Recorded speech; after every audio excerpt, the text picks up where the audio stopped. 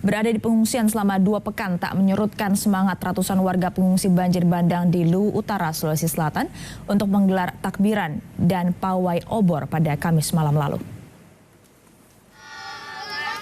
Takbiran dan pawai obor digelar oleh anak-anak pengungsi di musola dan di area pengungsian.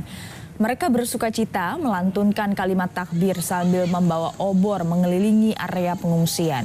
Tak hanya umat muslim, pawai obor ini juga diikuti pengungsi non-muslim. Mereka menyatu dalam keberagaman, merasakan suka dan duka dalam pengungsian. Nuansa takbiran di pengungsian ini, saudara, membuat rindu para pengungsi mengenang masa bersama keluarga mereka.